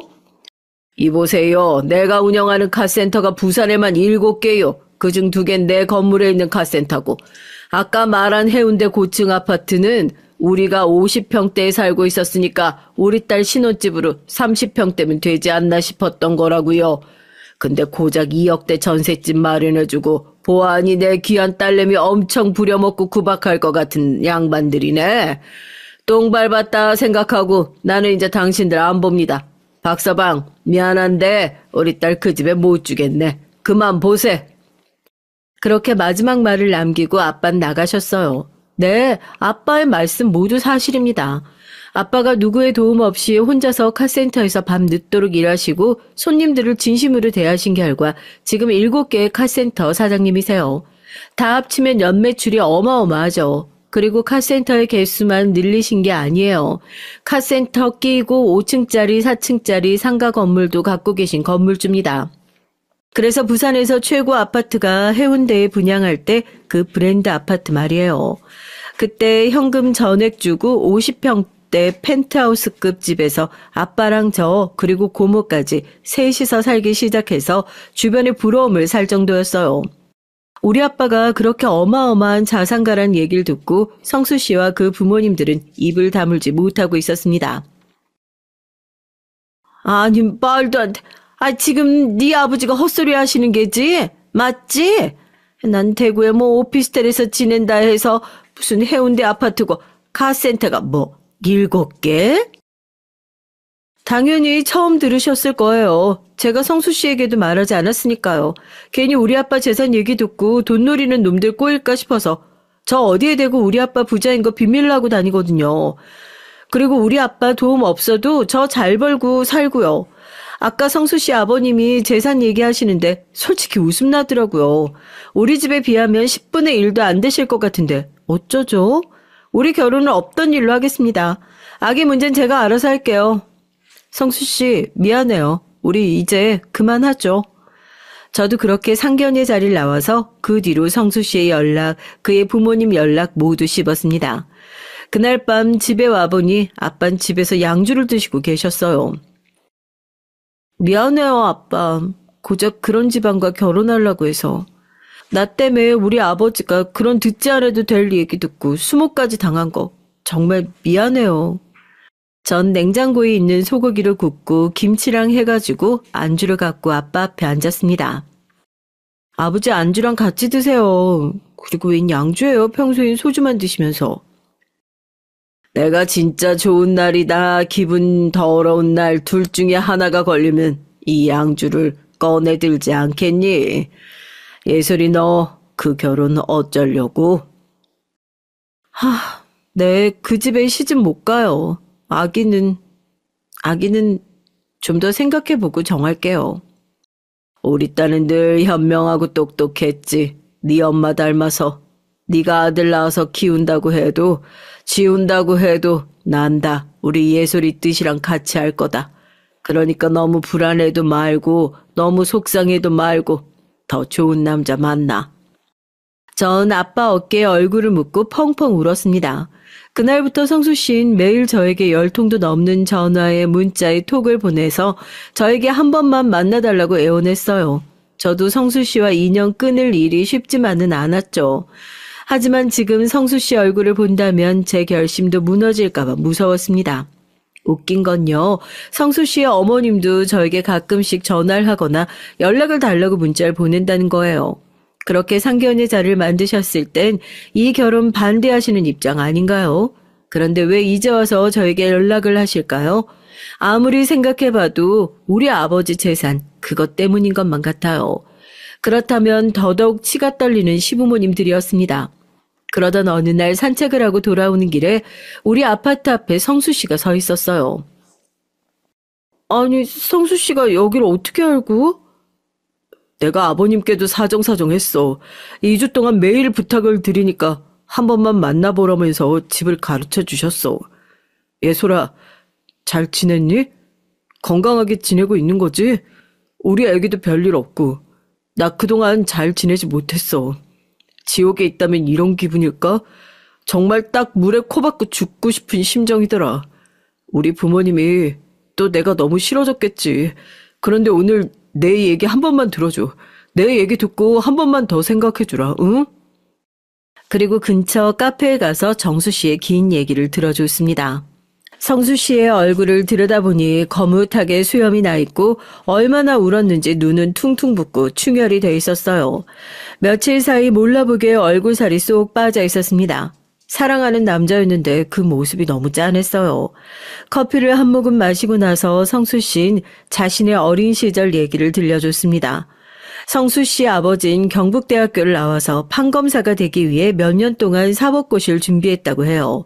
성수 씨 친가댁 의사도 있고 구의원도 있고 소위 명망 있는 집안인 모양이었던 탓에 성수 씨 아버지에게 집안에서 거는 기대가 컸다고 합니다. 하지만 번번이 사법고시에 떨어지고 나이 30이 넘어서도 합격할 가망이 없어 보이자 공무원으로 취직했다고 해요. 하지만 지금까지 살아온 내내 공무원 생활에 만족을 못하신 거죠. 집안에선 덜 떨어진 아들 취급하시고 본인도 박봉에 어디 가서 내세울 것 없는 하급 공무원이었으니 말이죠. 그래서 아마도 아버지는 가슴에 그런 콤플렉스가 컸을 거라고 성수 씨는 생각한대요. 불행하게도 아버지의 콤플렉스는 자신의 아들에게도 큰 영향을 줬습니다. 외동아들이니 어릴 때부터 성수 씨 부모님은 엄청난 공부를 성수 씨에게 강요했다고 해요. 대구 수성구에 이사가서 좋은 학군의 학교에 입학할 것을 강요하기도 했고요. 초등학교 시절부터 어머님이 성수 씨 책상 옆에서 야구방망이를 들고 서서 감시를 해왔다고 하네요. 학교에 다녀와서 가방만 바꿔서 학원 뺑뺑이를 돌고 밤늦게 집에 와선 그날 무슨 공부를 했는지 아버지에게 보고를 했다고 합니다. 성수 씨는 착한 사람이고 부모님의 기대에 부응하고자 열심히 공부하고 부모님 말씀을 따랐었대요. 하지만 중학생이 돼선 자기가 아무리 열심히 해도 절대 부모님 기대만큼 명문대의 법조인이 되기 어렵다고 느꼈답니다. 어릴 때부터 주방에서 요리를 좋아해서 중학교 진학 상담을 다녀오신 부모님에게 처음으로 자기 목소리를 내봤다고 해요. 아버지가 저에게 기대 거시는 바 알고 열심히 공부해봤지만 전 아무래도 힘들 것 같아요. 죽어라 공부해도 반에서 10등 안에도 못 들겠는걸요. 차라리 제가 좋아하는 요리 배우고 싶어요. 전 요리사가 되고 싶습니다. 하지만 성수 씨의 아버지는 무척 화를 내며 쓸모없는 놈 취급을 해했다고 합니다. 그리고 다음 날부터 더 과외를 늘려서 정말 숨 쉴 틈 없이 공부를 시키셨대요. 결국 성수 씨가 원하던 스카이 대학교에 떨어지고 나선 자살 시도를 하려고 했답니다. 빈집에서 화장실 샤워봉에 끈을 걸어서 목에 매봤다고 해요. 자신이 너무 쓸모없는 벌레 같은 존재라는 생각에 그리고 부모님이 자신을 어떻게 대할지 앞으로가 무섭고 막막한 기분에 충동적으로 자살을 할 뻔했다네요. 하지만 자살 시도를 실패하고 집 밖에서 하염없이 돌아다니다가 문득 포장마차에 갔답니다. 예솔아, 정말 인간은 우습다. 자살하려는 놈도 배는 꼬르륵 거리더라고. 그래서 포장마차에 들어가서 뭘 할지 몰라 가만 서 있으니까 주인 아주머니가 내가 안 돼 보이던지 우동 한 그릇을 말아서 내미시대. 나 그 우동을 허겁지겁 먹으면서 그 맛은 지금도 잊을 수가 없어. 그때 처음 다시 살아봐야겠다 생각했어. 나중에서야 난 우동집 사장이 됐잖아. 그게 날 행복하게 해주는 거라는 걸 알게 됐기 때문이야. 그 후로 성수 씨는 수능 성적에 맞춰서 서울에 있는 중위권 대학에 들어갔고 그냥 대학교에선 허송세월을 보냈습니다. 뭔가 하고 싶어 간 게 아니라 부모님 눈치로 성적에 맞춰 간 대학교의 과였으니까요. 그리고 졸업하자마자 대학교 때 음식점 알바로 모은 돈을 가지고 포장마차를 차렸습니다. 그렇게 열심히 일하다 보니 자신만의 우동 가게까지 열게 된 거죠. 성수 씨에게 이런 아픔이 있는 줄 미처 몰랐습니다. 늘 밝고 긍정적인 사람이었거든요. 성수 씨 너무 힘들었겠다. 부모님은 어떻게 인정해 주신 거야? 아니, 우리 부모님은 아직도 자기 아들이 우동집 사장이라는 얘기를 친척들이나 밖에다가 하지 않고 계신가 봐. 뭐 로스쿨 준비하고 있다고 둘러대는 것 같은데 난 상관없어. 내가 대학교 이후로 부모님이 날 실패자로 보는 시선에 이젠 아무렇지 않거든. 예솔아, 너 정말 나랑 헤어질 거야? 우리 아기는 어떻게 하고? 난 성수 씨네와 가족이 될 자신이 없어. 나도 성수 씨가 싫은 게 아니라. 그래서 오늘 내가 한 번만 만나달라고 한 거야. 이 얘기를 하기 위해서. 내 불행한 어린 시절로 동정 사려는 게 아니야. 우리 부모는 혈육이고 호적상의 부모일 뿐 내가 진짜 함께하고 싶은 가족이 아니야. 내가 앞으로 함께하고 싶은 사람은 오직 너와 우리 애기, 그리고 장인어른이죠. 난 얼마든지 우리 부모님과 헤어질 수 있어. 하지만 넌 안 돼, 예솔아. 너 없인 살 수 없어.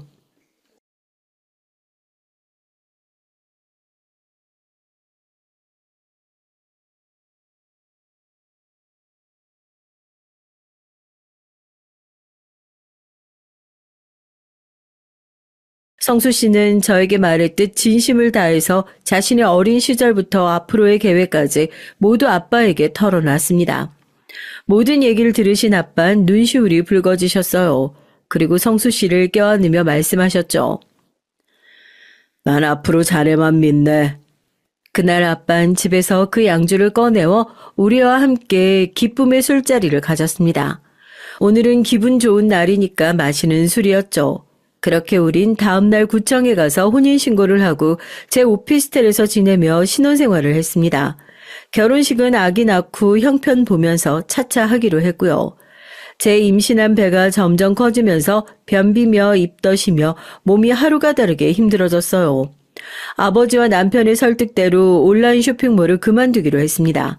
그리고 태교에 전념하며 평화로운 하루하루를 보내고 있었어요. 하루는 남편이 하는 우동집의 건물 주인이 월세를 올려달라고 했어요. 가뜩이나 매출이 많지 않았는데 월세까지 오르니 우리는 고민이 됐습니다. 친정 아빠에게 상의를 드리니까 아빠는 2번 생각도 안 하시고 말씀하셨어요. 박서방, 우리 영도에 있는 카센터 월 매출이 얼마일 것 같나? 3천만 원이야. 인건비나 이런저런 비용 빼고 내 주머니에 꽂히는 돈이 1,000만 원은 넘지. 나도 이제 나이가 60이 넘어서 혼자서 7개를 하기엔 슬슬 무리가 오던 차에 우리 이렇게 하면 어떻겠는가. 내 밑에서 배워가면서 자네가 카센터 1개를 맡아서 하는 게야. 그리고 지금 예솔이 오피스텔 그 작은 데서 둘이 나중에 애기 낳고 어찌 살겠나. 50평 넓은 아파트에서 나와 고모밖에 안 사는데 부산 아파트로 들어오는 방법도 생각을 해봐. 아빠의 말씀은 우리 입장에서 여러모로 좋은 생각이라고 느껴졌어요. 하지만 남편 입장에선 처가에 살고 일도 배우는 게 괜찮을까 싶어 좋은 티를 막 내진 못했습니다. 그런데 의외로 남편은 너무 잘 됐다며 박수까지 치는 거예요. 아버님께서 그렇게 해주시면 저야 너무 좋죠. 아버님 밑에서 배우면서 카센터 운영도 할 수 있다니 전 정말 예솔이를 만나 행운인 남자예요. 그 좋은 해운대 아파트에 같이 살아도 되겠습니까? 안 그래도 저희 부모님이 해주시겠다는 대구 아파트를 물리치고 우리 예솔이랑 애기 오피스텔에서 지낼 생각에 막막했거든요. 정말 감사합니다, 아버님. 제가 아버님 용돈 넉넉히 꼭 챙겨드리겠습니다. 남편은 대릴 사위로 들어가는 건 아랑곳하지 않고 오히려 아빠의 도움에 감사해 했어요. 전 너무 기뻤습니다. 사실 결혼하고 나서 아버지 홀로 사시면 얼마나 적적할까 하는 마음이 늘 한켠에 있었거든요. 그런데 저와 제가 사랑하는 남편, 아기까지 모두 한 집에 살 수 있다니 전 남편이자 옷발 얻은 것만 같았죠. 며칠 안 돼서 대구의 자취집과 남편의 우동가게를 정리하고 우리는 부산에 내려갔어요. 착실한 우리 남편은 카센터 일을 금방 배우고 또 재미있어 했습니다.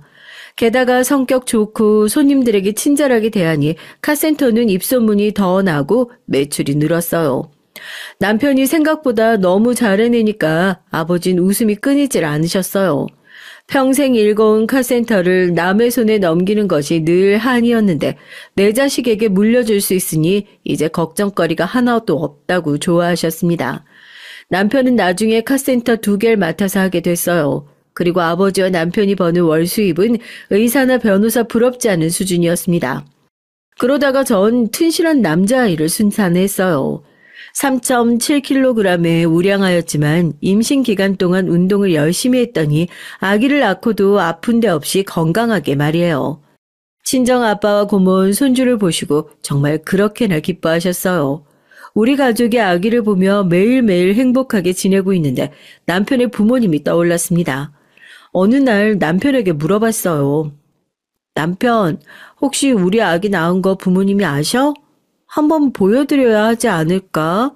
그래도 친할아버지, 친할머니시잖아. 가끔 연락은 하시는데 나 이제 그 집 아들 아니니까 우리 애기 꼭 보여드려야 할지 모르겠네. 전 마음이 불편해서 아기 사진 몇 장을 시모에게 문자로 전송해 드렸습니다.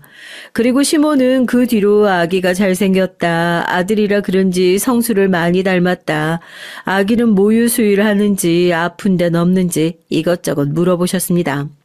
살갑게 얘기한 건 아니지만 그렇게 아기에 대해서 몇 번이나 연락을 드렸죠. 사실 아들을 잃어버리고 태어난 손주도 못 보시니 얼마나 상심이 크실까 싶었어요. 저와 아빠에게 한 못된 말들도 기억이 나지만 사람인지라 또 그렇더라고요. 그러던 어느 일요일에 오랜만에 아빠와 남편, 저 이렇게 셋이 야구 경기를 보러 갔어요. 우리 집은 골수 롯데팬인데 남편은 삼성팬이라 따로 앉아야 하나 이러고 있는데, 아닌데 나 이제 롯데팬인데 내 유니폼도 샀지롱. 이렇게 롯데 유니폼을 꺼내 보이는 거예요. 그 모습이 너무 사랑스러워 보였습니다. 그렇게 셋이서 유니폼을 맞춰 입고 간만에 목이 터져라 응원하면서 야구를 보고 왔어요. 여러분, 야구 경기장에 간 이날 전 인생에서 가장 황홀한 순간을 맞이했어요. 야구 경기 도중 쉬는 시간에 화장실에 다녀와 보니 글쎄 아빠가 플랜카드를 들고 계셨고 남편은 꽃 한 다발과 반지를 들고 무릎을 꿇고 있는 게 아니겠어요? 플랜카드엔 내 인생의 행운 예소라 나랑 결혼식하자 이렇게 쓰여 있었습니다. 예상치 못한 광경에 전 눈물이 날 것만 같았어요. 행복한 결혼 생활 중이었지만 면사포 한 번 쓰지 못하고 아기까지 낳은 것이 아쉬웠거든요. 그런데 이렇게 프로포즈까지 받다니 그것도 우리 아빠와 남편이 함께 이벤트를 준비해서요. 남편이 껴주는 반지를 받곤 바로 남편을 와라가 안았습니다. 그리고 주변에 계신 응원 팬들도 환호를 보내며 축하를 해주셨고요. 제 인생에 이렇게 행복한 날도 있나 싶어서 감동의 눈물이 났습니다. 우리 아빠도 울고 계셨어요. 그날부터 결혼식장 예약하고 스드메 회사를 예약하는 등 결혼식 준비를 했죠. 그러던 어느 날 시모에게 아기 사진과 함께 오랜만에 아들 얼굴 보시라고 야구 경기 날 사진도 같이 보내드렸죠. 헌데 돌아온 시모의 문자는 기가 막혔습니다. 지금 남의 아들 뺏어가서 산 것도 모자라서 응원하는 야구팀도 받고 우리 집안은 무조건 삼성 라이온즈야. 니네 시아버지가 열받아서 길길이 날뛴다. 당장 성수한테 삼성으로 바꾸라고 해. 안쓰러운 마음에 조금 잘해드리려고 했는데 역시 이분들은 안 되겠다 싶더군요. 아들을 뺏는다? 야구팀이 뭐 그리 중요하다고 이러실까요? 그래서 그 이후론 연락을 주셔도 답장드리고 싶지 않았습니다. 하지만 결혼식을 준비하는 와중에 아빠가 제게 말씀하셨어요. 예솔아, 박서방 부모님 말이다. 물론 우리에겐 왼수 같은 사람들이지만 그래도 네 남편 부모님이시다. 결혼식 하는 것도 알려드리고 예단이나 예물 같은 형식을 남들처럼 밟아야 안 하겠니? 아빠의 말씀에 저도 같은 생각이었기 때문에 남편에게 아빠 말씀을 전달해 줬어요. 하지만 남편은 고개를 가로저었습니다. 우리 부모님을 챙기는 자기와 아버님 마음은 충분히 알고 고마워. 하지만 난 우리 부모님 잘 알아. 결코 바뀔 분들이 아니야. 결혼식이랑 우리 애기 빌미로 또 간섭하고 마음대로 하고 싶어 하실 거야. 난 지금이 행복해. 정말 태어나서 처음으로 마음 편하고 진짜 가족과 사는 기분이거든. 남편은 결혼식에 자기 부모님을 초대하는 걸 반대했어요. 전 이제 2달 뒤에 결혼식을 앞둔 행복한 신부입니다. 하지만 아기를 키우고 결혼식을 준비하면서 고민이 돼서 지금까지 여러분께 제 사연을 말씀드렸어요. 시부모님께 예단도 드리고 결혼식에 참석하시게 해야 할까요? 저와 아빠는 그것은 해야 한다고 생각하거든요. 그런데 왠지 남편은 지금처럼 시부모님과 모르는 사람처럼 지내길 원해요. 며칠 전엔 남편이 시부가 보낸 문자를 보여줬어요. 이 근본 없는 자식아, 애미애비 무시하고 너네 집 들어가 사니까 좋으냐? 불효하는 놈은 하늘이 가만두질 않는다. 지금이라도 반성하고 집에 들어와. 네 처가가 돈 좀 있다고 이렇게 망아지처럼 버티는 모양인데 사람은 자고로 번듯하게 존경받는 직업을 가져야 하는 거다. 그깟 기름때 묻혀서 번 돈 좀 있다고 넘어간 거? 그러다가 사업 쫄딱 말아먹고 나서야 부모 찾아올 거냐? 본가의 당숙어른이 네 소식 궁금해하시는데 내 할 말이 없더라. 죽은 것도 아닌 산자식 소식을 며느리가 보내준 문자 몇 개만 주는 게 말이 되냐? 손자 안고 집이랑 산주 본가에 응당 인사를 와야지. 지난번 시모의 문자도 그렇고 남편이 보여준 시부의 문자를 보니 그분들은 바뀔 수가 없는 건가 하는 생각이 듭니다. 시부모는 갑질하려다가 지금 졸지에 하나뿐인 아들마저 잃어버렸어요. 그런데도 그분들은 반성하지 않고 있는 모습입니다. 여기 계신 여러분이 생각하실 땐 어떠세요? 이런 시부모님도 용서하고 결혼식도 모시고 아기도 데리고 가서 시부모님 대접해드려야 하나요? 남편은 아직까지 강경하게 시부모님과 만나는 걸 반대하고 있습니다. 제 사연 얘긴 여기까지예요. 어린 동생, 딸이라고 생각해 주시고 제 고민 함께 들어주셔서 감사합니다. 아직도 해결하지 못한 이 문제에 대해서 여러 가지 조언을 댓글로 남겨주시길 부탁드려요. 남겨주신 댓글을 보고 결혼식을 어떻게 해야 할지 결정하는 데 큰 힘이 될 거예요. 그럼 전 여기서 인사드릴게요. 건강하시고 행복한 하루 되세요.